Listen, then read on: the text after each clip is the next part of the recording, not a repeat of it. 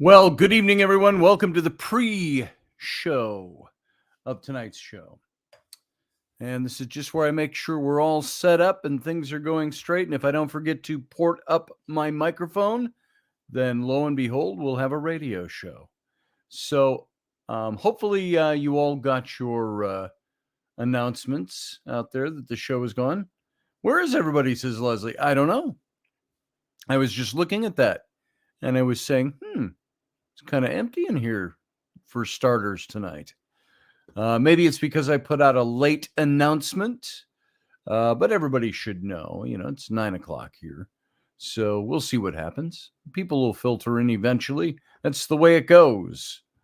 So welcome. And Leslie, welcome to you.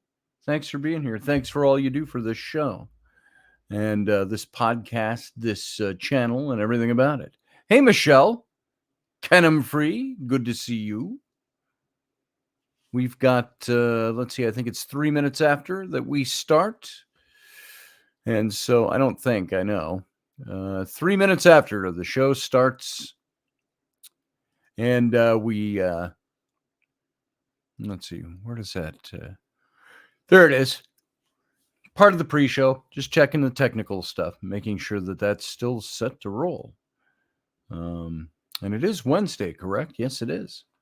So we got a few people wandering in. Arlene, good to see you. Glad you're here tonight. Welcome back into the chat room. Master Finn, good to see you as well. Glad to see you here. Love your input. And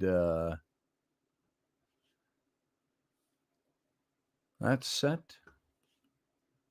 That's set. All right. I think we're ready to roll. And which is good. We have less than a minute and we go live. Got to wear my glasses tonight. My eyes are fuzzy today. Just the way it is. Astigmatism. Was just at the eye doctor. He said, "You're astigmatism. It's hard to get you nailed down to a prescription." So my prescription, I got new glasses coming in. They're slightly, he said, ever so slightly different, but hardly noticeable. So, but anyway, let's go dark. I'll come back as soon as the show starts. Sit tight for 10 seconds.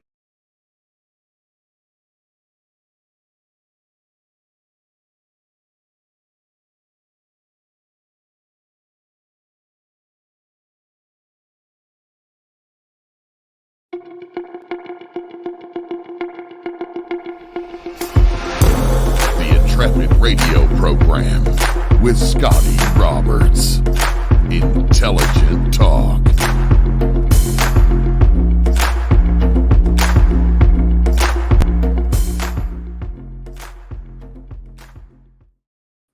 Good evening, ladies and gentlemen, one and all. Welcome to the Intrepid radio program. I'm your host, Scotty Roberts. As usual, we have no guest hosts, no fill-in hosts. Tonight, I didn't feel like doing a show, frankly. It was one of those days, and at the end of the day, I sat down and I'm like, I nodded off on the sofa. And I look up and everybody's gone. When the light got shut off, Rainey said, I thought you were going to just nod off for a while there. And I said, no, I'm here. I'm in and out. But you get up and you do, and you feel good about it. So that's just being honest. It's not that I don't want to be here. It's not that I don't want to talk to all you in the chat room. It's not that I don't want to share information or just BS online, on air. But tonight, I didn't feel like. Sometimes I don't feel like doing anything. I got the meter off on that. What is that song of Bruno Mars? Sometimes, or is it some days I don't feel like doing anything. That's a great video. That's that music video with Leonard Nimoy in it. So, it's made several years ago now, but that's the way I felt tonight. That's okay. Been doing stuff all day. And so I'm taking a couple of these at bedtime every now and then. That's helping. The prescription meds don't. If you have a sleeping issue, I keep hearing, like David Castle told us, meditate before you go to sleep. I think Michelle Canham-Free in the chat room also mentioned something like that. And for me, I have a tough time sleeping some nights. So if I pop those sleep aids, I feel really good during the day if I get a full night's sleep. It's amazing what the lack of sleep will do for you. I slept half the day. Been sick, said Field Guy. Uh-oh. No, you didn't say that about meditation. I thought you added something to that. I might be wrong. I've been wrong before, once or twice. So Uncle Dave is humming in the chat room. Not sure what that's all about. Yeah, I hope you're feeling better too. Matt Finn says to Field Guy, I hope you are too. When I was knocked down like that, it was COVID that hit me. The last time I didn't feel like getting up at all. So there you go. Anyway, I had to call out today, so I probably will hear shit tomorrow. He says, isn't that nice that you can call in sick one day and the next day get chewed out for it?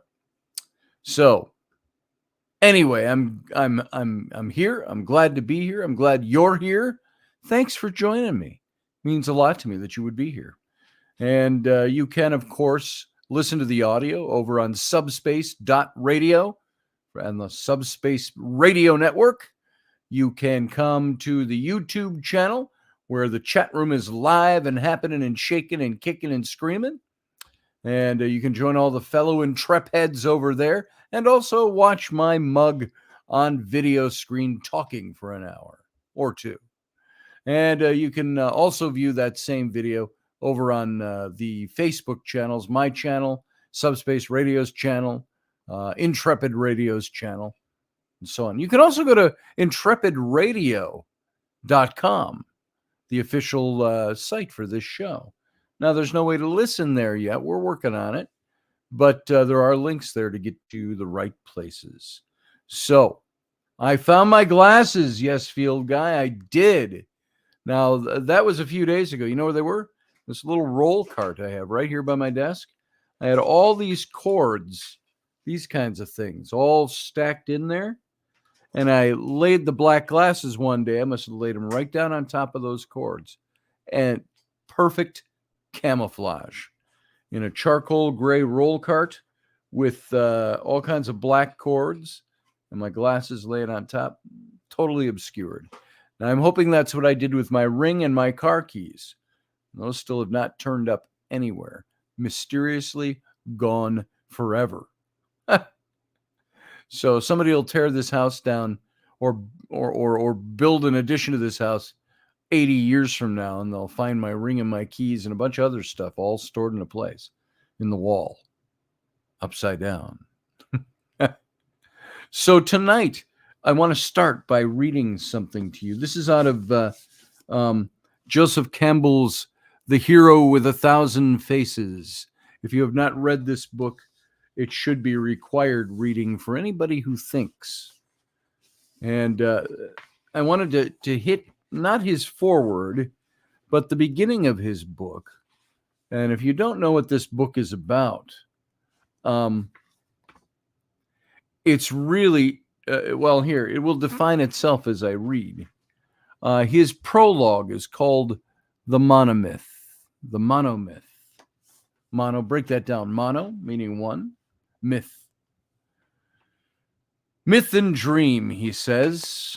Whether we listen with aloof amusement to the dreamlike mumbo-jumbo of some red-eyed witch doctor of the Congo, or read with cultivated rapture thin translations from the sonnets of the mystic Lao Tse, now and again crack the hard nutshell of an argument of Aquinas, or catch suddenly the shining meaning of a bizarre Eskimo fairy tale, it will always be the one, shape-shifting yet marvelously constant story that we find, weaving with a challengingly persistent suggestion of more remaining to be experienced than we will ever know or told. Throughout the inhabited world, in all times and under every circumstance, myths of man have flourished, and they've been the living inspiration of whatever else may have appeared out of the activities of the human body and mind. It would not be too much to say that myth is the secret opening through which the inexhaustible energies of the cosmos pour into the human cultural manifestation. Religious religions, philosophies, arts, the social forms of primitive and historic man, prime discoveries in science and technology, the very dreams that blister sleep, boil up from the basic magic ring of myth. The wonder is that characteristic efficacy to touch and inspire deep creative centers dwells in the smallest nursery fairy tale, as the flavor of the ocean is contained in a droplet, or the whole mystery of life within the egg of a flea. For the symbols of mythology are not manufactured, they cannot be ordered, invented, or permanently suppressed. They are spontaneous productions of the psyche, and each bears within it undamaged the germ power of its source. What is the secret of the timeless vision? From what profundity of the mind does it derive? Why is mythology everywhere the same beneath its varieties of costume? And what does it teach us? Today, many scientists are contributing to the analysis of the riddle. Archaeologists are probing the ruins of Iraq, Honan, Crete, and Yucatan. Ethnologists are questioning the Ostyaks of the River Obe, the boobies. There you go. That one's for you, field guy. The boobies of Fernando Po. A generation of Orientalists has recently thrown open to us the sacred writings of the East, and well as the pre-Hebrew sources of our own holy writ in the Bible. And meanwhile, another host of scholars, pressing researchers begun last century in the field of folk psychology, has been seeking to establish the psychological basis of language, myth, religion, art, development, and moral codes. Most remarkable of all, however, are the revelations that have emerged from the mental clinic. The bold and truly epic-making writing of the psychoanalysts are indispensable to the student of mythology. For, whatever may be thought of the detailed and sometimes contradictory interpretations of specific cases and problems, Freud, Jung, Adler, and their followers have demonstrated irrefutably that logic, the heroes, and the deeds of myths survive into modern times. In the absence of effective general mythology, each of us has his private, unrecognized, rudimentary, yet secretly potent pantheon of dream. The latest incarnation of Oedipus, the continued romance of Beauty and the Beast, stand this afternoon on the corner of 42nd Street and 5th Avenue, waiting for the traffic light to change. I dreamed, wrote an American youth to the author of a syndicated newspaper feature, that I was refreshing our roof. Suddenly I heard my father's voice on the ground below calling to me. I turned suddenly to hear him better, and as I did so, the hammer slipped out of my hands, slid down the sloping roof, and disappeared over the edge. I heard a heavy thud, as of a body falling. Terribly frightened, I climbed down the ladder to the ground. There was my father lying dead on the ground, with blood all over his head. I was broken-hearted and began calling my mother in the midst of my sobs. She came out of the house and put her arms around me. "Never mind, son. It was all an accident," she said. "I know you will take care of me, even if he is gone." As she was kissing me, I woke up. I am the elder child in our family and am 23 years old. I have been separated from my wife for a year, Somehow we could not get along together. I love both my parents dearly and have never had any trouble with my father, except that he insisted that I go back and live with my wife, and I couldn't be happy with her, and I never will.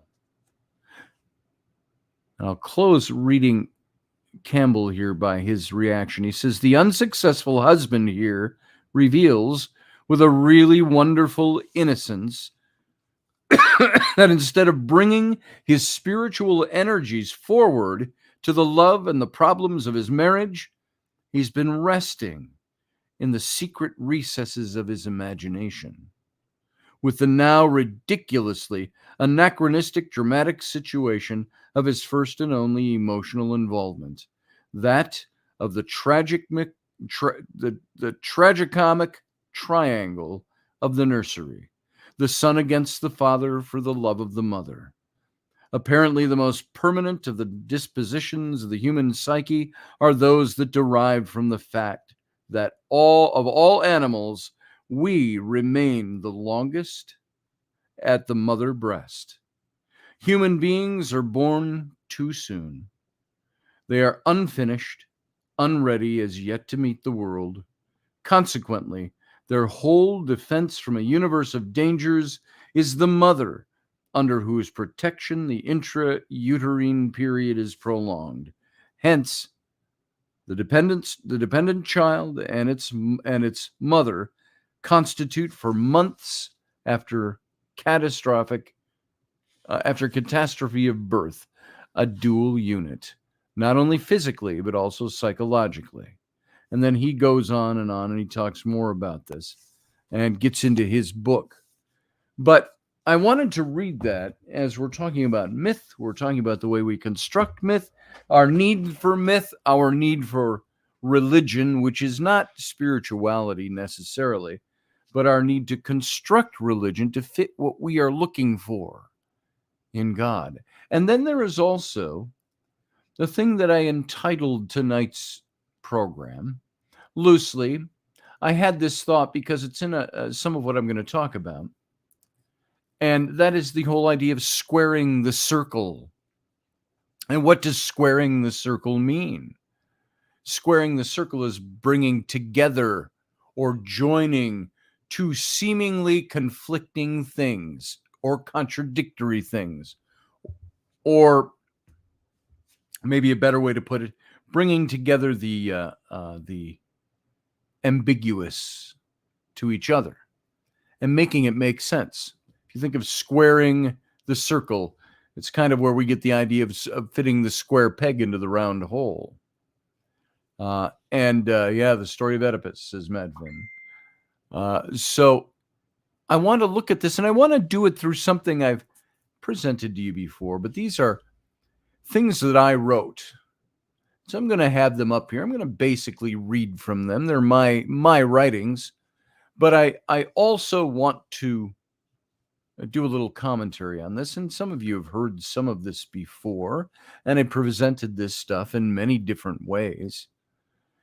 But I wanted to take it tonight to illustrate this whole point of squaring the circle, or the work that we do to attempt to square the circle.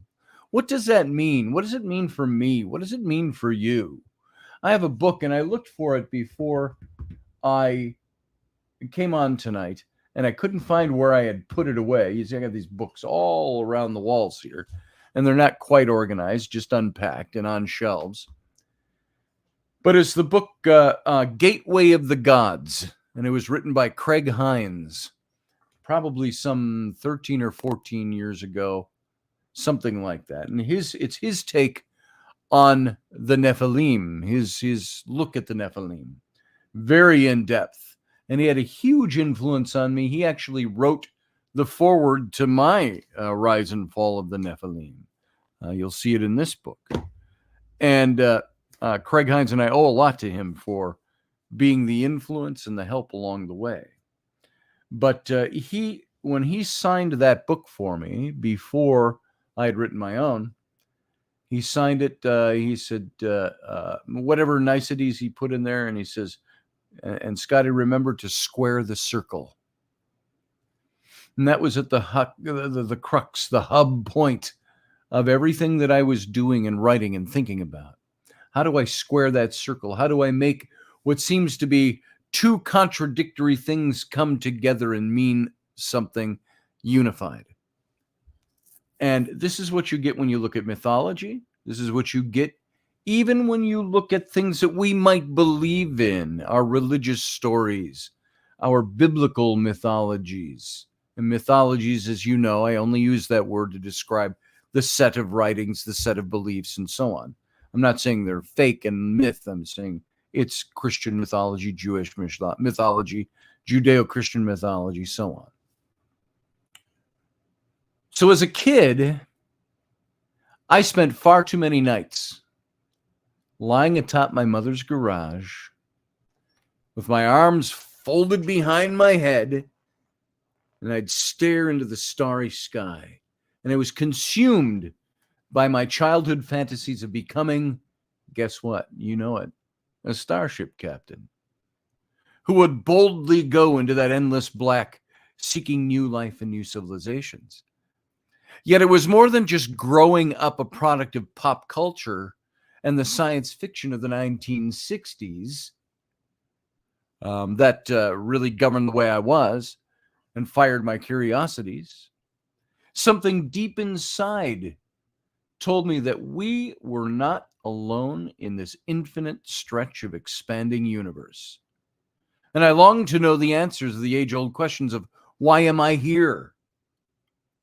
Where do I come from? Where am I going? What's my purpose? I could answer those through my religion. I could answer those through my, not yet spirituality, but my belief in a religion. Laying on our backs, says Leslie Holker. Yeah, we used to do that a lot on the lawn. So did I. And somebody's coming down the stairs, and I don't know who. Everybody's in bed. So could be the dog. Sometimes a dog comes down. He sounds like a person coming down the steps. Or she does, Lucifer. But those questions were probably not as articulated in my mind when I was a kid as they seem when I recount them from the here and the now. But they gnawed at me just the same on some primordial, undefined level of my genetic makeup. And within every cognitive, rational human being lies that nebulous, unanswered haze that rises to the surface every so often, yearning to have the answers. And yet most of our lives, most people, we all shamble through the years, wholly unaware that those desires smolder deep down inside. We suppress even the desire to know sometimes. And we walk around as blanks. We're not worried about squaring any circles. We're worried about paying our bills. We're worried about the love of another person. Those things that consume us all. We subconsciously suppress any wild, weird notions that there just might be answers beyond the realm of what we think we already know and accept. And human beings walk around in this world feeling absolutely unconnected to the greater world and the greater universe around them. I'm very connected with my family right now. I hear the pitter-patter of small feet, not so small anymore. The almost 8-year-old Ellery, she'll be 8 in 2 days, running around upstairs, no doubt naked, which she still does. It's like, put some clothes on, will you? Put on jammies. Good grief. No, and she giggles as she runs away. But we walk around feeling unconnected. How about you? Do you walk around, do you feel unconnected with the greater world and the universe? Do you perceive yourself or your loved ones, your politics, your jobs, our careers, our deities, our personal spiritualities, and our place in the order of things? Now, sure, like many kids, going back to the kid lying on the garage with my hands folded behind my head, like Like many of those kids that grew up in the late 60s and the 70s, I attended Sunday school.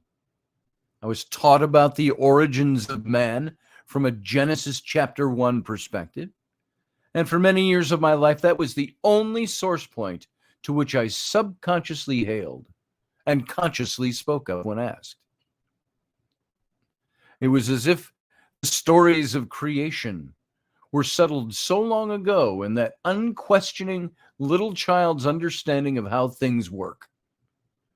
The curiosities and the questions that rose later in my life from the mental depths were somehow summarily squashed by the teachings that had been put in my head so many years earlier. Not saying they were right or wrong, saying they were the things I learned. But little did I know, for it was something that was never taught to me, but always skipped over, avoided, misinformed, or never mentioned, that the very book from which we dogmatically drew our genesis held secretive, mysterious, encoded messages about our origins, about visitations and beings not of this world. That seems contradictory to many people in that faith today, to believe that there are other things out there. What was once accepted without question as the mystical, magical, miraculous stuff of ancient biblical stories suddenly took on a very different perspective once I opened myself to the idea that there was more to those stories than I may have been told, and much more brewing beneath the surface of what I'd been taught. So, remove yourself for a moment to a place somewhere in a more shadowy past, before the days of modern psychological discipline and scientific advance, a time when we, people, the human race, believed that our life's fortunes, our illnesses, our woes, our serendipitous happenstances are firmly rooted in the spiritual and the supernatural. Move yourself to that place where we once believed that the supernatural existed. And as we evolved our technology and sciences, we learned more and more about the mind and the body, universal expansion and entropy, geological tectonics, and the movement of our solar system around a somewhat smallish star that burned in the Milky Way galaxy. Along the way, now this is important, along the way we dispensed with our reliance on the ethereal, casting aside our need for gods, for devils, and every caste of angel, demon, and spirit in between. We corporately tuned out our hearts and turned our minds to the methodological pragmatic, allowing science and skeptical thought to successfully supplant faith in that great something bigger than ourselves.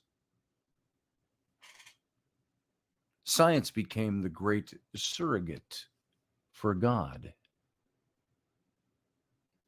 This is something we talked about in the captain's cabin a few days ago. So, this is what we did. Quantifiable fact became the inevitable surrogate for the misty stuff of myth and legend. And while we may not have totally thrown out the baby with the bathwater, we have successfully become a culture that discounts anything that cannot be measured by the scientific method, casting dispersions on experiential faith and even the slightest adherence to anything that smacks of an older spiritual belief system.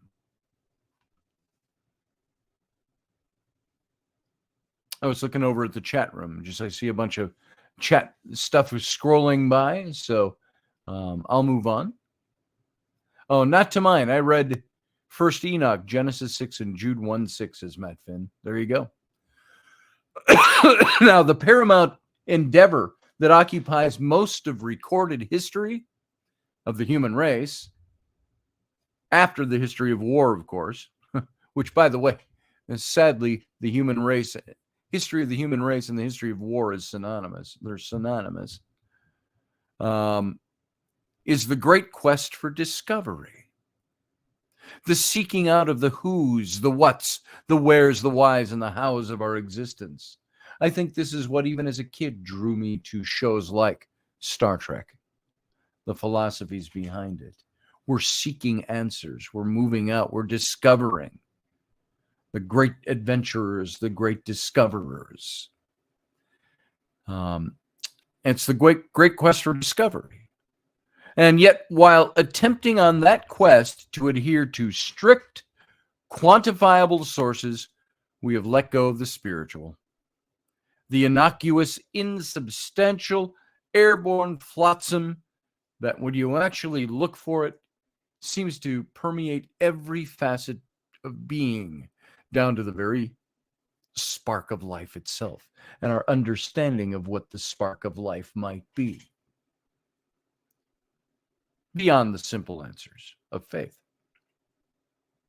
So what if the outmoded, outgrown, discarded superstitions, the things of the unseen, unwanted realms, really do have their basis in some sort of truth? As my old seminary professor, Dr. Charles Ailing, once told me, standing in a little coffee break between classes at seminary, a bunch of us guys, us young theologians in the making, were standing in the office having coffee. And we were talking about mythologies, talking about different things. And Dr. Ailing said, well, the interesting thing, and this is not news to anyone here anymore. It was news to me back in the early 80s, in my early 20s. But he said most mythologies have at their headwaters a kernel of truth, even as fantastical as those mythologies may sound. There's a kernel of truth somewhere that has been taken and expanded upon. Sarah Yusuf says, here, I'm going to put it up for later. For those of you watching this much later than the date it was actually done live. This is Sarah in our chat room. She said, I think the circle and the square inspires flexibility, asking people to look and stretch beyond the rigidity of shapes and concepts. Wow. Now I love that definition, Sarah. I tried to stick to the basic nuts and bolts. It's the incongruencies that we bring together. You're talking about the flexibility, and I like that. I like that definition a lot.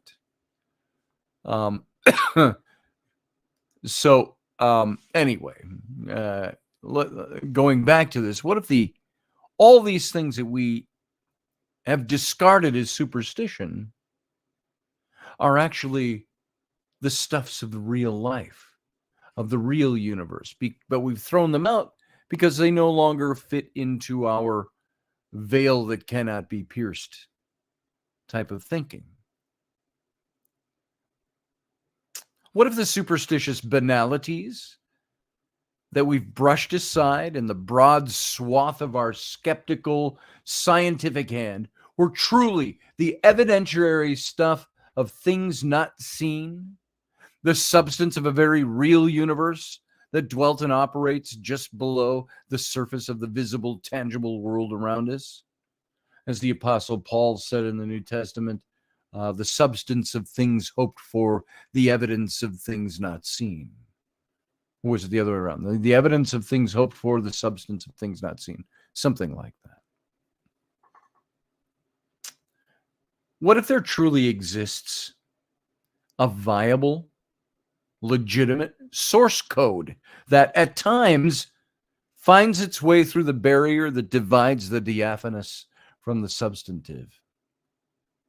What if science ain't the end all and be all of this universe, and we really are surrounded by forces of good, evil, light, and dark that maybe perhaps deal and operate in logic and in science and so on, but they operate also outside of it? What if those beings really exist? What if there really are living, vibrant beings who dwell and function beyond the veil of the dimension of the here and the now? Sarah says in the chat room, superstitions always have a kernel of observational truth. Indeed. So nearly every ancient culture has in its annals mythological tales of supernatural beings who came to the earth for the purpose of intermingling with human beings. And out of these early encounters came the many subsequent accounts of ancient universal floods imposed by a god or superior being for the purpose of wiping out the offspring, created by the natural intercourse between these beings and humans. In the ancient pan-cultural understanding, these beings are referred to as angels, demons, spirits, devils. What's the word for the half-god? Hercules was a demigods and gods. And the question that begs to be asked is, were they actually part of some spiritual hierarchy of angelic and demonic beings? Or were they only labeled as such for lack of a better understanding? Are we seeing the experiential contact of humans with angelics and demonics? Or are these supernatural descriptors the only mode of illustrative labeling that ancient man had for understanding who and what they encountered and experienced? Now, that's not to say ancient humanity was dumb or stupid or didn't know what they were doing or writing. But were they governed by this? You have even pharaohs in Egypt who believed that the gods came and told them what to do and gave them the idea. So an inspiration. And these things were only labeled as demonic and angelic for lack of a better understanding. Were there supernatural beings who descended and cohabited with humans, bequeathing an offspring of humans, an offspring of giants, as many cultures purport? Or is there a physical extraterrestrial connection? That's a big question. That's some of what I explored and what I wanted to know. Was there a doorway that was opened from another dimensional reality through which beings who could be described by ancient man as nothing less than angelic or godlike visited this dimensional plane? That's something that I talked about Craig Hines at the beginning, that he wrote about in his book, Gateway of the Gods, this interdimensional passageway, if you will. In some of the apocryphal, the non-canonical writings, whose books excluded from the biblical scripture by the Council of Nicaea and others during the reign of Constantine and following emperors in the early 300s, were told of a group of beings known as, and you've heard this term before, the Watchers, who orbited, for a way of bringing that up into, they circled the earth. They dwelt over the earth and encircled it, encompassed it, but who orbited the earth with the divine mandate of watching over mankind, but who also desired to take on the self-imposed task of descending to the earth to teach certain skills to human beings. I could see them up there. Oh, look at them. Come on, we got to go down there and tell them how to do that better. Ultimately resulting in a cohabitation, a sexual intermingling. The result was a race of godlike progeny that we know of as the Nephilim. Now, the word Nephilim finds its source in the biblical scriptures. That's where it is sourced. That's where it comes from. Both canonical and non-canonical books carry the words. And that's why the study that I have gone into, the writing of my books and things like that, focused on those texts, at least as a starting point. There were giants in the earth in those days, Genesis tells us. and also afterward. So says the biblical book. When the sons of God, as you've heard me say a million times, the B'nai Ha-Elohim, the sons of the Elohim, looked upon the daughters of men and found them fair and took of them wives as they chose. In some translations, it even brings out, and more in the book of Enoch, that these were women that they loved. There's no forcible, negative, dark, black, demonic thing being done. The thing that made it wrong was that they were told they couldn't do that, and they did it anyway. The intermingling part. The literal translation of this passage reads something like this.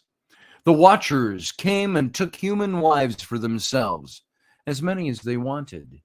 Their children that they had with the human women were the Nephilim of old, the giants. Now, the accounts of these beings can also be found in the books of Jasher, of Jubilees, and the more recently discovered Dead Sea Scrolls, the Book of Giants. That was in the Dead Sea Scrolls. The ancient Irish wrote of giant shining gods called the Tuatha De Danann, who later became the elven folk of lore in Celtic mythology. The Middle Eastern and Mesopotamian cultures had the Anakim, or the Anuna and the Anunnaki, and the Rephaim, along with other beings and races described as having descended from the giant Nephilim forebears. The Norse mythologies make reference to Niflheim, the underworld ruled by the goddess Hel, Hel, one L, not double toothpicks, not double hockey sticks, just singular one. The Hindu Vedas and the Puranas tell of the antediluvian pre-flood giant god Dataya and the race of giant Andinari.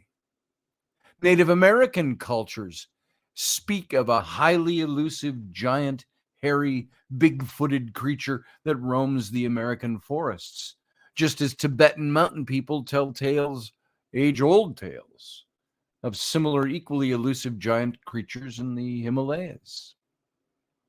The Greeks have their Titans, and the ancient Sumerians have their flood epic of Gilgamesh, the giant half-god, half-man. And while these peoples, religions, and cultures are widely diverse, their giant and flood mythologies, pictographs, and folklore all seem to have common historical linkages, squaring the circle. In the pages ahead of my book, where I'm reading some of this out of my, most of this out of my introduction to my own book, we're going to explore all the varied accounts of the mythologies, drawing the obvious and not so obvious connections and similarities. So if, like me, you attended Sunday school, you went to church as a kid, even as an adult, you might do these things. We were taught that God sent a great universal flood to the earth to wipe out the wickedness of mankind, sparing only the righteous man and his family, along with pairs of every animal on earth and 7 of the ritually clean animals. They all took refuge in a great barge for some 120 days, waiting out the deluge and the receding waters. And the same story is told in these many other ancient records, only from a slightly different perspective, different names, different places, slightly different details. But common to nearly all the stories is the root account of extraterrestrial, that would be extra from, meaning from without, terrestrial of this earth, from outside the earth, beings who descended to the earth for the purpose of intermingling with humans and having children with them. Call them celestials, if you will, if that's a more comfortable word. And common to most ancient accounts is the wrath of a superior being who wages judgment on the earth in an attempt to destroy the hybrid descendants as a result, seemingly to no avail, as they're mentioned as being in the earth in those days and also afterward, it says in the scripture. So whatever this was, this genocide of these beings, it didn't work very well. So cultural traditions from all around the world have myths and legends that tell of angelic beings who descended to the earth, who interacted with human beings, ushering in some sort of cataclysmic worldwide destruction of humanity that left scant few survivors. Now, it doesn't mean they didn't leave ruins. I think many of our ruins that we see, some of them are pre-flood. What do you do with those? Who were those people? When analysis of the languages used in the various accounts is compared, blatantly similar facts emerge that reveal a commonality between the varied cultural tales, the substantiating this corporate myth, as you will, or corporate mythos. Flesh and blood beings who were revered as gods interacted with humanity in the most intimate of ways. Project Skyfalls wonders if they were there. Were you there? Sean Strike says, yep, fire and brimstone. Field guy. The second incursion of the Rephaim, says Matt Finn. Over in the chat room, all of them. While there's a lack of scientifically repeatable evidence, there exists a sum of recorded history combined with diverse extant religious texts that comprise a broader picture of antediluvian races and events. Can't take it all into the lab to run scientific methodological experiments. It's just not possible to do because these things cannot be quantified by the standards of the scientific method. Do the plethora of ancient accounts establish any sort of verifiable proof of a crossover between interdimensional or interplanetary races? I believe yes, it does. And that's what I have addressed in my book, my books, a lot of my radio shows, and that's what I believe about these things. And I believe, not a simple belief faith-wise, I believe because I've looked into certain facts that substantiate perhaps a belief system that doesn't have proof of being real.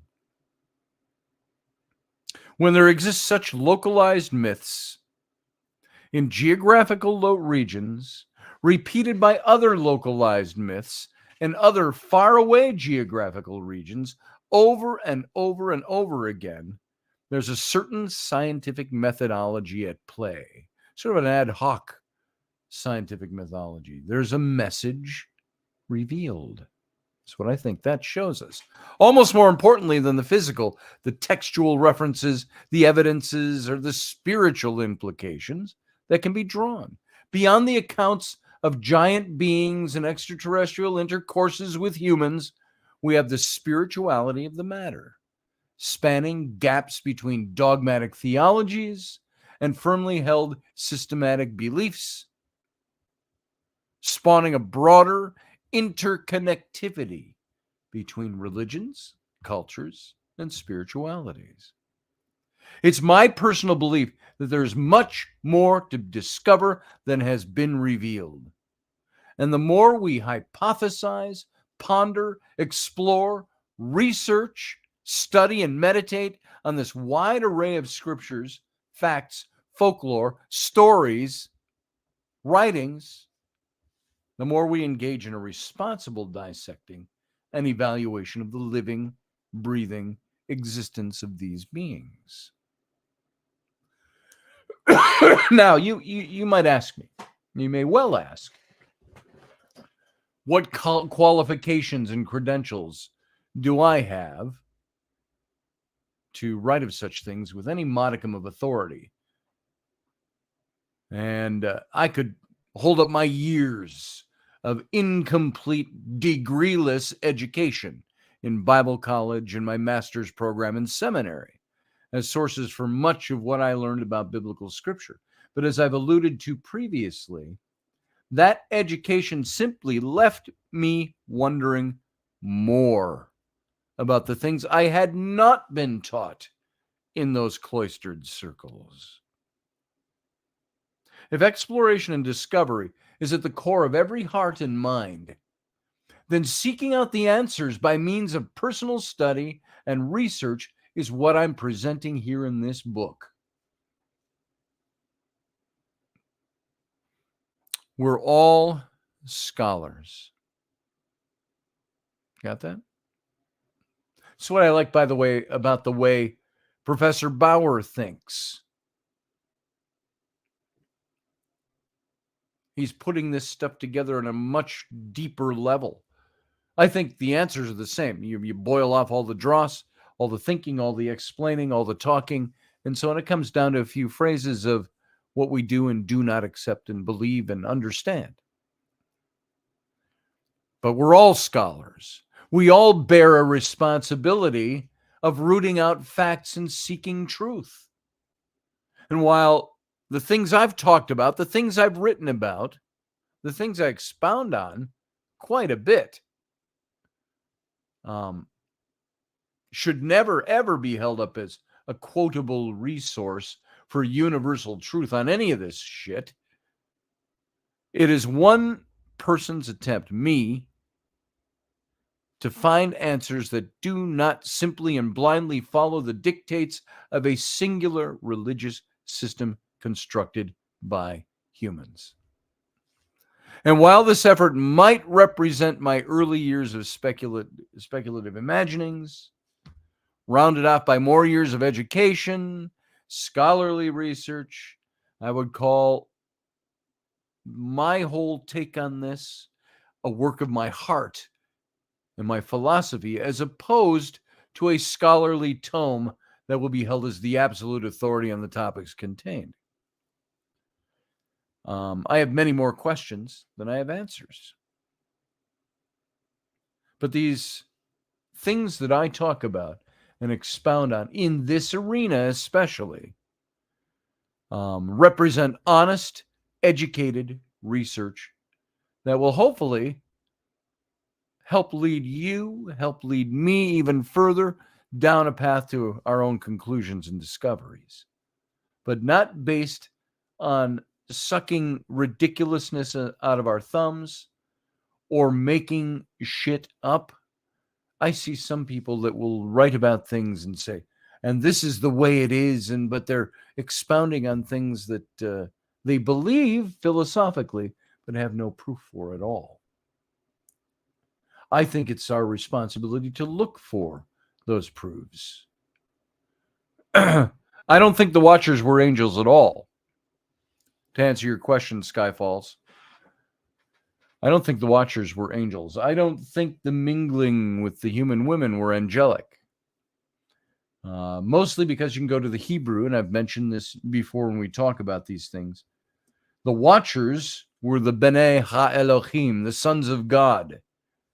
They were those, and Elohim, as I've defined before, the word Elohim means God among many gods. Think of that for a second. God among many gods. Yet that word Elohim is used 2,700 plus times in the Old Testament as the name of God. Elohim, the God among many gods, or of many gods. Now, the Watchers, the B'nai Ha-Elohim, the sons of God, they're called in the book of Enoch, when you see it, they're not called angels. They are called Elohim. I'm sorry, they are called not Elohim. They are called yes, Elohim, not Malach, the word for angel, but Elohim.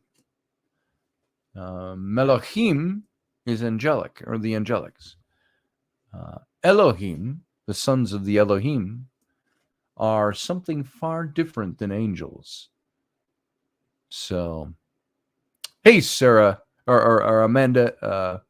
I was looking at Sarah and then it skipped. Amanda over in Australia. Welcome to the chat room tonight. Good to have you.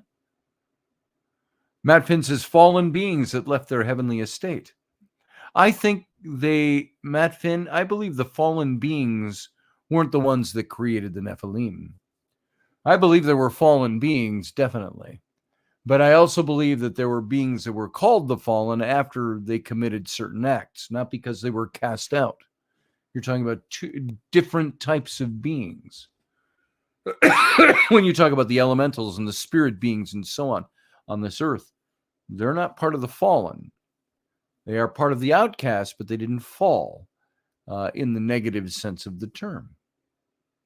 In my opinion, angel is a wide brush for spiritual beings, says Matt Finn.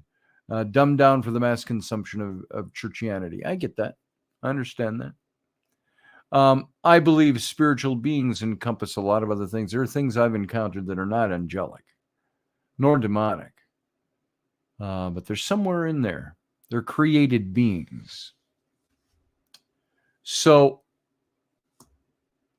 there's much more out there than what we've been taught.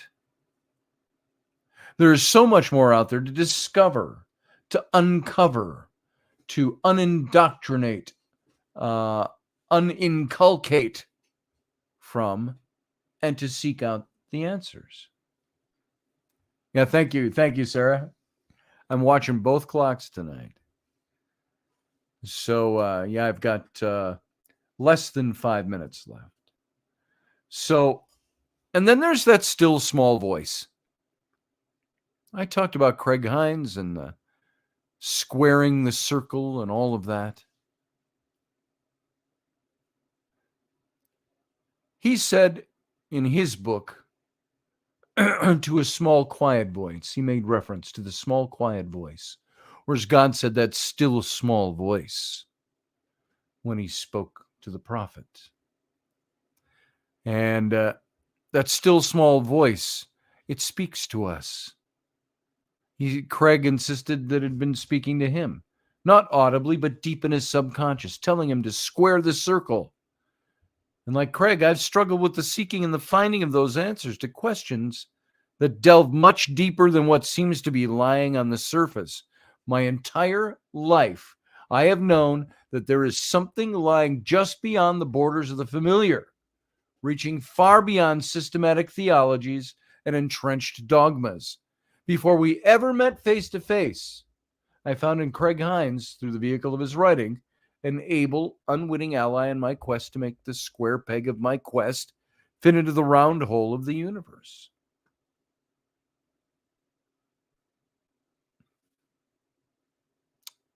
There's an Old Testament passage where the prophet Elijah, desiring to have a face-to-face encounter with God, is shown a phenomenal sequence of divine events passing by him as he is standing in the cleft of a rock face. Wind, earthquake, and fire are all presented to him.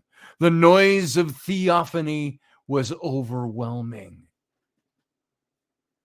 But it's only with the palpable quiet of the aftermath that God spoke in the sound of, and now I did it again. I have missed. Thank you, Sarah Yusuf, for the reminder.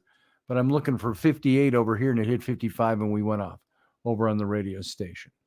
So 55 minutes. So I talked too hard and too long. But I want to finish this for those of you still sitting over here in the chat room and on before we start the captain's cabin. The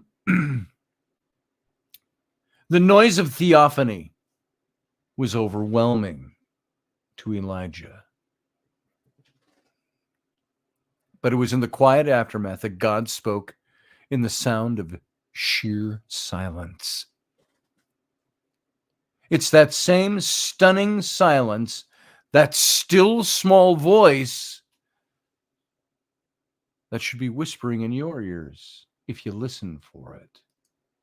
And when you experience the calm stillness of an almost, revelatory realization that the seemingly random dots connect, a complete picture starts to materialize and come into full view.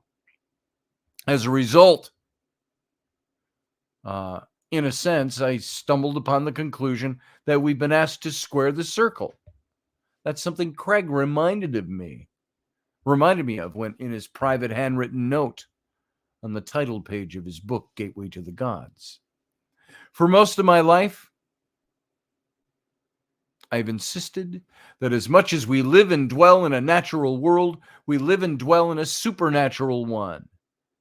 The natural and the supernatural are one and the same, and they don't exist and function independently of each other. In fact, there's no supernatural at all. I don't believe in the supernatural as a separate thing. There is only the living, breathing, substantive world and the universe around us that ebbs and flows in its own mysterious ways. And for me, all of this stuff I'm talking about is about coming to terms with the religious efforts of man to explain the misunderstood and to find a better understanding about the things we thought we once knew, all that there was to know. Squaring the circle is my realization that all things are connected. All religions are connected. All mythologies are connected. All spiritualities are connected. In this great web of understanding what and who we are, where we're going, and how we're supposed to get there. This stuff for me is just another effort in attaining that equation. And there might be theories put forward. There might be theories I put forward that cause you to wince and pause as you attempt to assimilate the information and conclusions that I offer. But ancient mankind was visited by, here we go. Ancient mankind was visited by beings of another dimension, or from a distant star, who intermingled, seeded, reseeded, and in some cases re-emerged in their interaction with the human race. There are remnants and evidences all over the world, in every culture. All one need do is look. Ancient biblical and apocryphal texts tell us that the Nephilim were on the earth in those days and also afterwards. And as it was in the days of Noah, so shall it be in the end times, the time of the coming of the Son of Man. So all this stuff, think about it, cogitate on it, devour, absorb, agree or disagree, examine, dissect all the materials you can get your hands on as you're thinking your way through these things. Go to that place where the trappings of societal sterility can't reach your desire to see things with better, clearer, perhaps older eyes. Discard what you think you know. See the world and the universe around you with a fresher yet ancient, unjaded view. Draw your conclusions based on an openness to know something rather than allow current thought to dictate where you take your beliefs. Ask questions.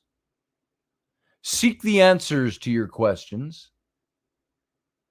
Enjoy and ask yourself how you can find a way to square the circle for you. And it may just bring you right back to where you started. It'll bring you full circle sometimes. John H. Piper, H.R. Piper, welcome to the chat room. I've seen you before here, brother, and many times, and I'm a friend in real life. You're my friend in real life. He says, not the roaring wind, but the whispers. Beautiful. I tripped over a tent peg once, said Amanda. Nearly lost a toe.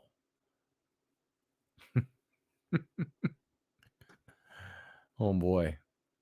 I don't know if that fit into the philosophy of what we're talking about here. John says, so kind of a spiritual panspermia. Yeah, I think so. I don't know for sure. I think so. There are some things I can't prove.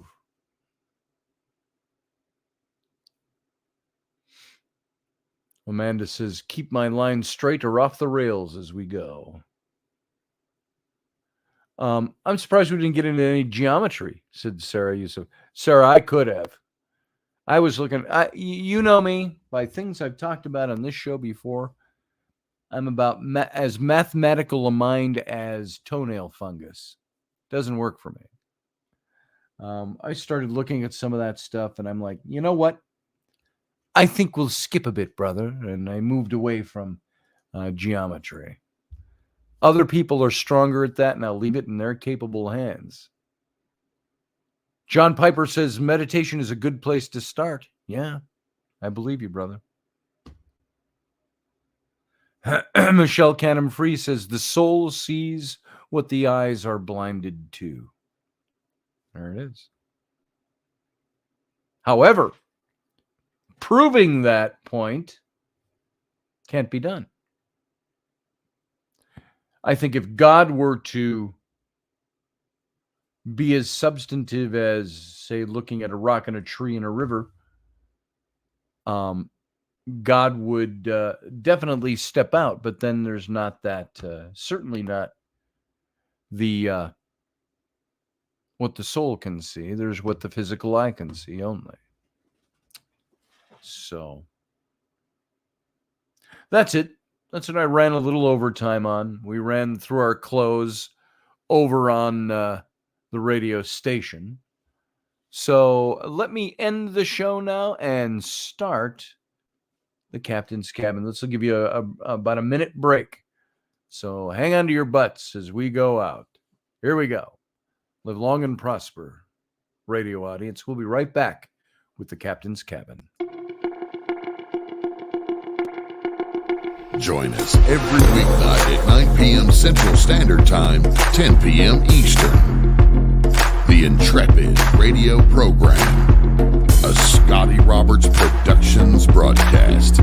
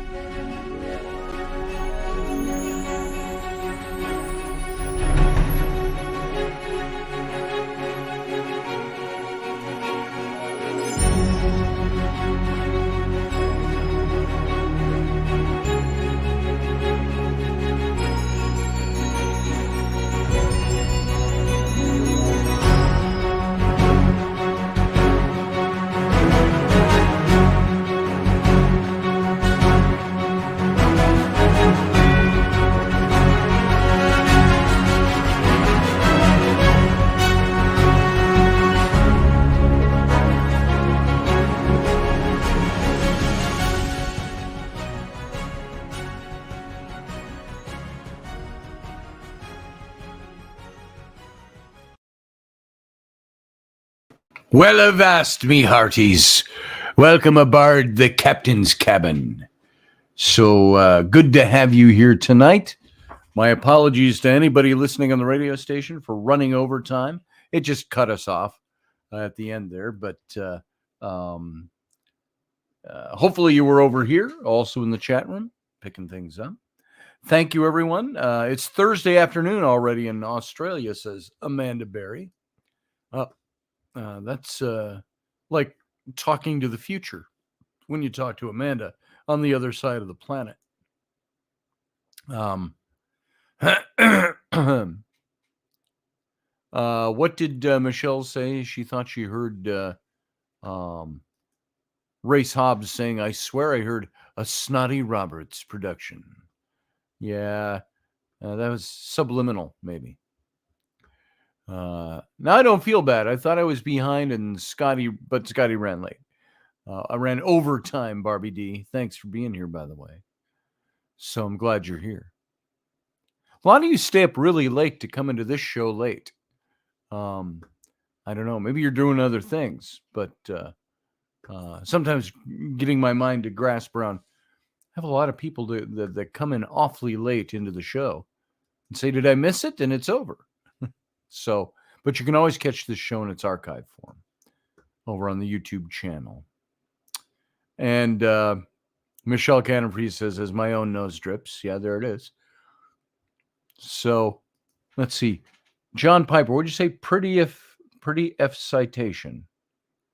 Pretty F citation. I'm not sure what you mean there, brother. I don't mean to be obtuse. I didn't pick it up. I'm not picking it up where you were going with that.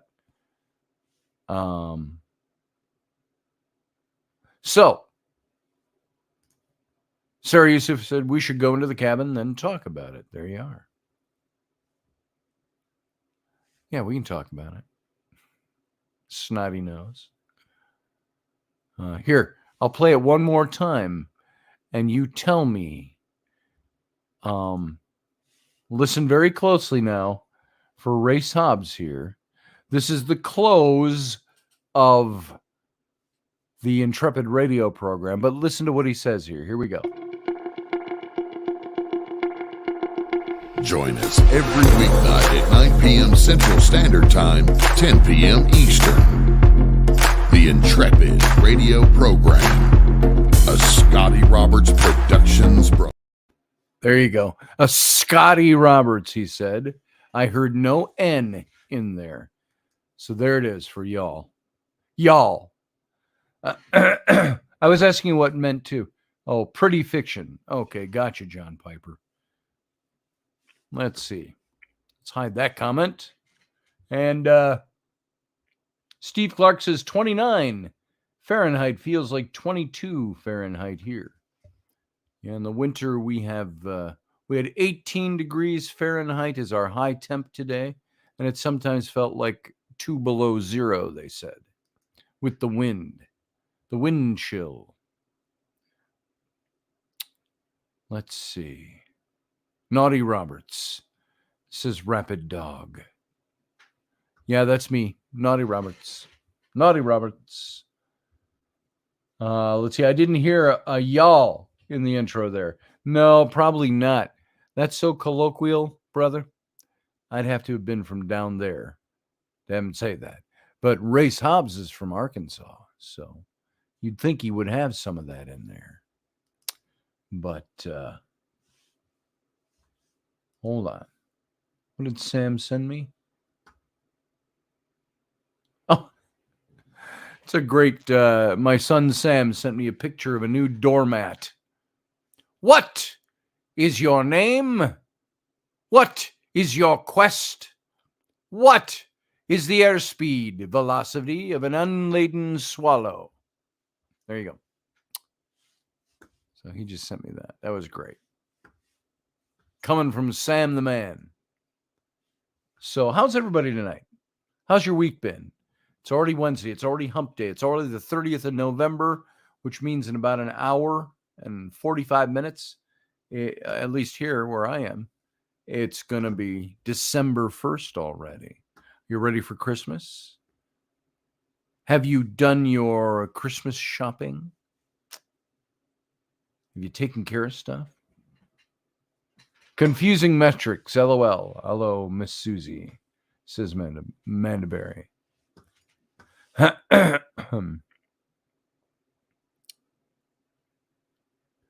Tell us something, Amanda. I'm seeing in the spelling of your name, you've got Manda Boyari. Boyari. Is that the original spelling of your last name, Berry? Or are you Boyari, if I'm saying that right, or are you Barry?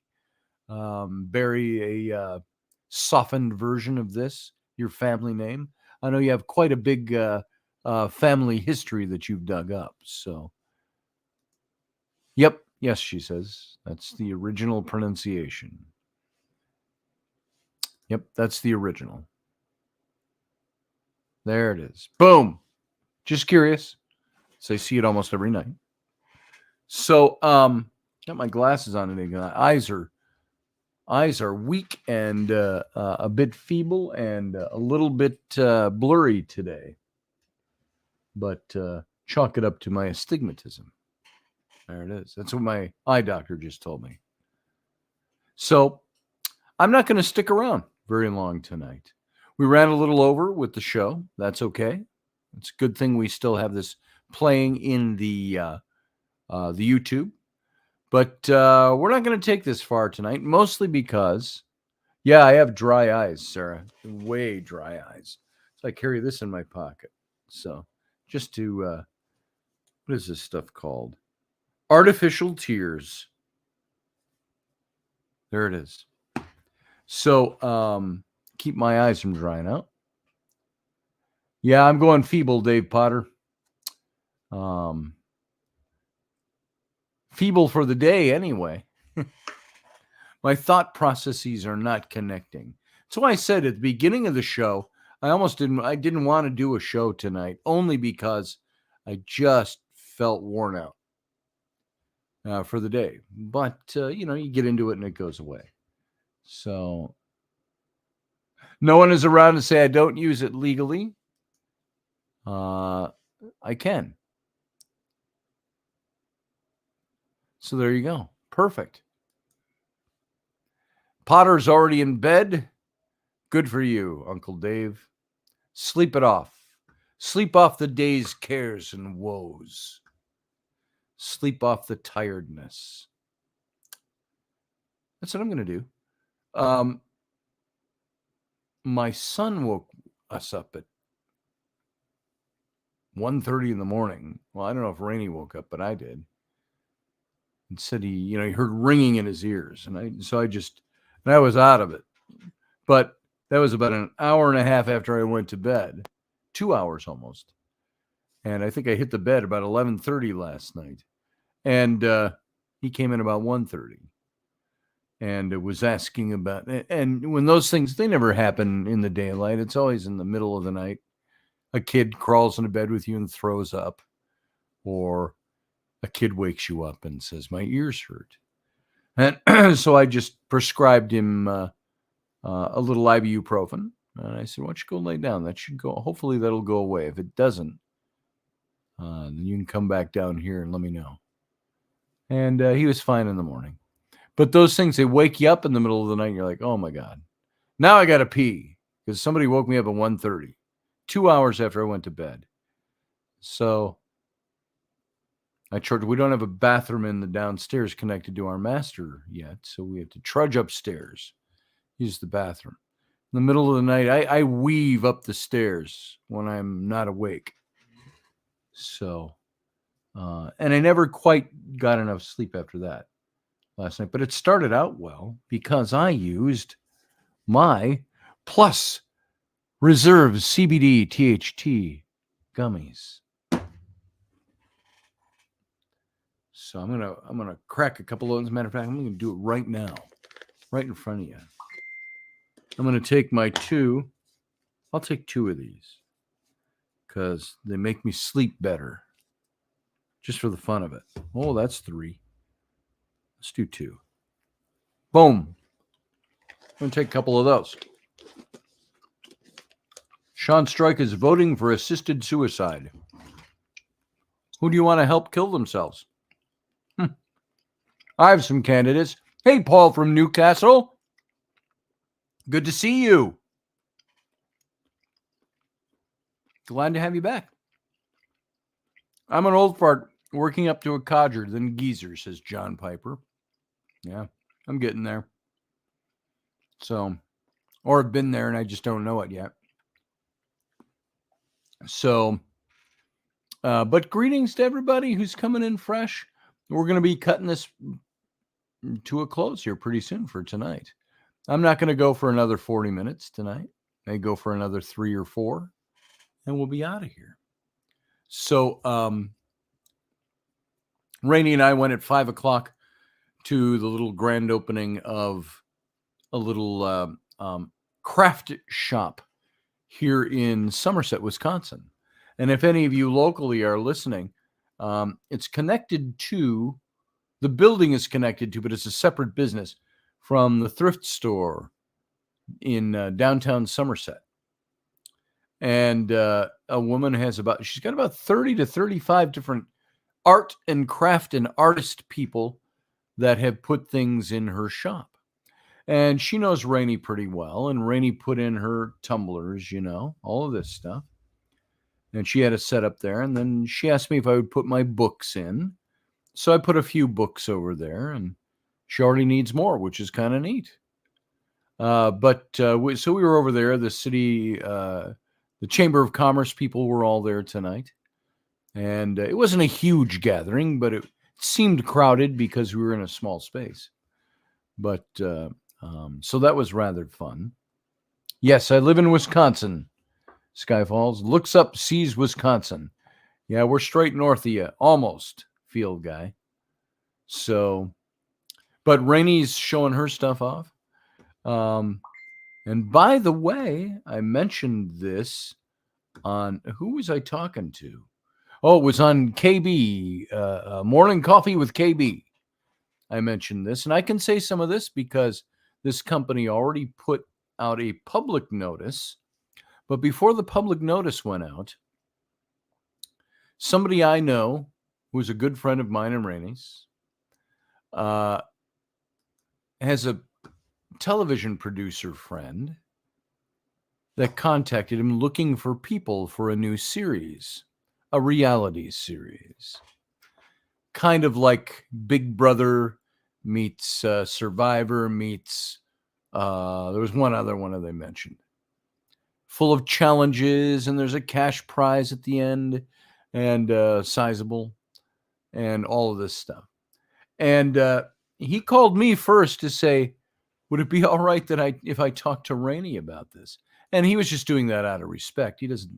Rainey doesn't need my permission, but we do need, as a married couple, we need each other's permissions on many things in our relationship, in our lives. And so he said, but I wanted to ask you first if it's okay to talk to her about this. And no, I'm not Sky Falls. I don't do reality shows. I wouldn't want to do that. But it's a personal thing. That's all. Preference. But they were looking for, one of the types of people they were looking for was a Midwestern United States woman who is a mom, who is, they said it could be a single mother, it could be a married mom, who is also a homemaker, also a stay-at-home mom type of a person. All the things entailed in that, are working as well to maintain their household. And somebody who was on top of that, they said to my friend, they said, and she's got to have good cleavage. And they laughed about that only because they were saying it's got to be somebody that can look gorgeous, sexy, but also be very good at challenges and fighting through things and working through. And so, without knowing much about, without my being able to disclose anything that I know, she got a phone call from this person and this producer who seemed to really like her. My friend had sent her photos of Rainey and a little write-up on Rainey after he'd talked to us. And then she had Rainey fill out their official application for the show and send some headshots and stuff. And then they called her back today and said they're setting up for, I think it's a week from now sometime, a video conference with her for the producers to be able to see how she looks on camera, how she presents herself, carries herself, and so on. Rainey said they said they're going to ask me all kinds of other questions. And she was like, she asked me questions I didn't know how to answer the other day. And then she said, I don't know how to prepare for this. I said, Rainey, keep in mind, all they're looking for from you is, they're going to ask you questions, but they may deliberately ask you questions that don't really have a good answer, solid answer to them, or ambiguous. So they want to see how you carry yourself on camera. Can you speak to a camera? Can you have confidence doing that? Can you be funny? Can you be all these things? Can you look good on camera? And from what I know of Rainey, and hopefully you all know it too, because I don't think I'm just biased, she carries all that off very well. So she's got her video interview for this thing with the producers next week. And tell her to go watch Big Brother. What a waste of TV that is sometimes. I hope it's not the same producers. But so Rainey also said, because Rainey's a mom of 3 kids. Rainey's put on the weight that comes with being a mom of 3 kids. I think much better than other women I know have. So she put on a little bit of weight. She's a little out of shape. Rainey's got a few weeks of toning and working out and toning to get right back down to where she was. There's Rainey's, as I know so well, and hopefully you all know, because she's my wife. She's in pretty good shape. She just needs to tone up, tighten up, do all those things. And she'll worry about it until it's done. And so we're going to start doing that together, as a matter of fact, starting tomorrow. And so I never saw Big Brother either. I think I've seen snippets of it. I've never watched an entire episode over the years. So it's not, my understanding is it's less that weird ass reality show stuff of everybody living in a house, but it's more this challenging type of thing. But you can see by some of their questions, they'll have drama there too. It'll be interesting to see the drama presented to Rainey. And by the way, this show, if she gets it, she hasn't gotten the final word, but I was told by my friend who knows the producer, anytime I've suggested somebody, they skip them to the front of the line and take them. And I think Rainey may have been fast-tracked on this because of the good, laudable things said about her. But she would be gone. All we know so far is that it takes place out of the country, out of the United States. And that's what they said in their own write-up that went public, looking for people to want to join them. Takes place out of the country. They say it will challenge your life and perhaps change your life forever. They say to the people that are part of this thing. And but she'll be gone for 30 days. And I think pending emergencies or anything like that, she will have no contact with us. There's no phones. I don't think they'll be allowed on the internet while they film this series, this season. So she'll be gone for 30 days. And the producer asked her, is there anything that do you have any problem with being away from your family for 30 days? And she said the most harrowing thing for her would be not being able to talk to her children. Now, we're adults, she and I. We can get along for 30 days without talking if there was something that took us away like that, although we prefer to talk whenever we can.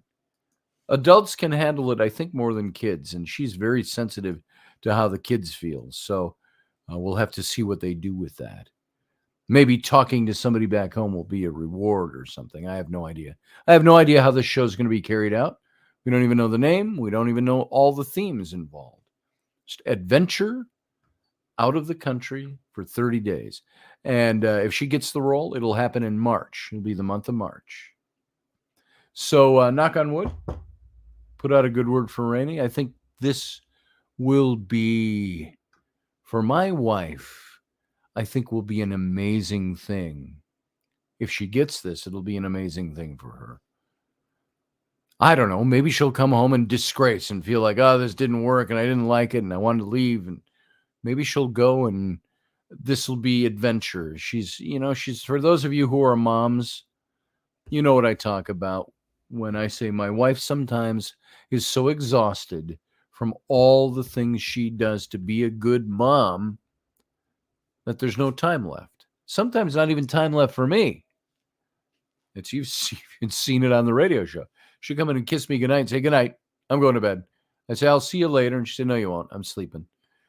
So she gets so tired and so much running around, so much to do.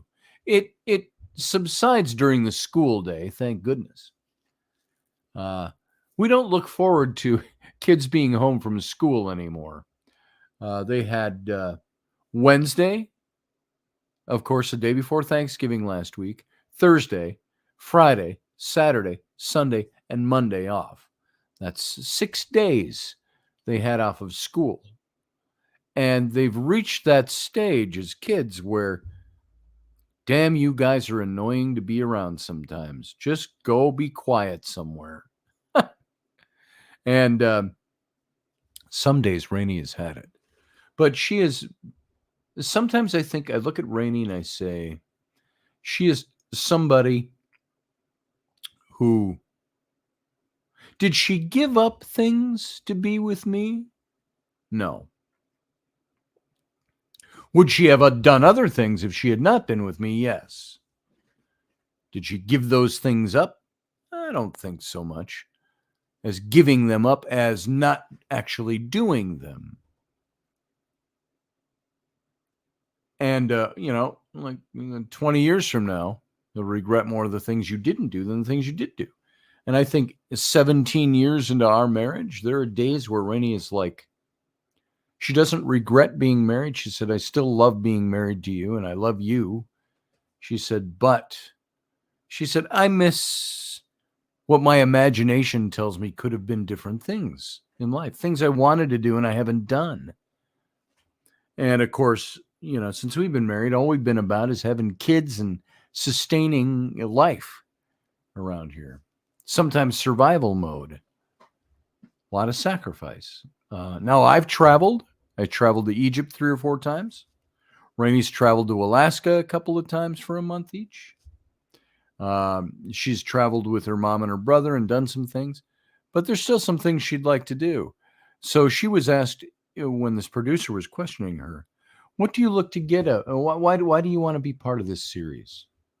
Of course, there's the potential of winning, which could be monetarily advantageous. But there is beyond that. Why did she want to be there? They asked her. And she said, "It's the adventure. I want to do something.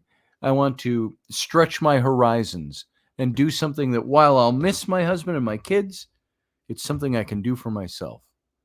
And that is the biggest reason I'm her biggest fan in this and supporter. I want to see her do something that could be life-changing for her. And she comes back and feels like, I have just had an amazing adventure. I want to see that happen for her. So Michelle Cannon-Free says, "Life is a daring adventure or nothing at all. Ain't that the truth?" And Amanda said, "Sure she has a hat already." Yeah. Yeah, we'll get her a good hat for that.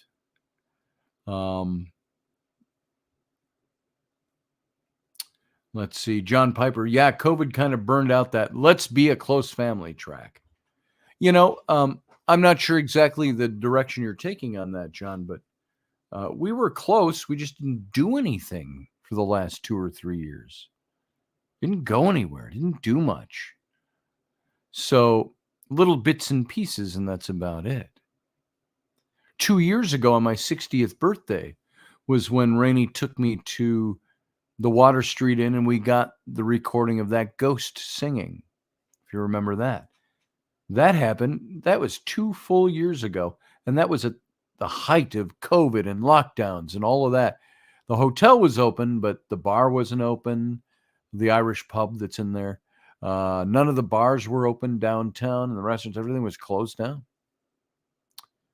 So that was just 2 years ago. So Yeah, send some good vibes, guys, for Rainey. I think this could be a very fun, cool thing for her. And Rainey's got the mind of Rainey approaches challenges very well. I think she'd be very good at this. So, the hot-looking Midwestern mom and wife. So, on the show, be very cool. All right, guys. You know what I'm going to do? I'm going to go. It's 10:35, and I don't want to talk anymore. But I wanted to share that with you before we got out of here. So thank you for being here. Thank you for giving me your time. I appreciate that. You giving me your time means more to me than you can know. So you all now have a good night. You know what? To live long and prosper.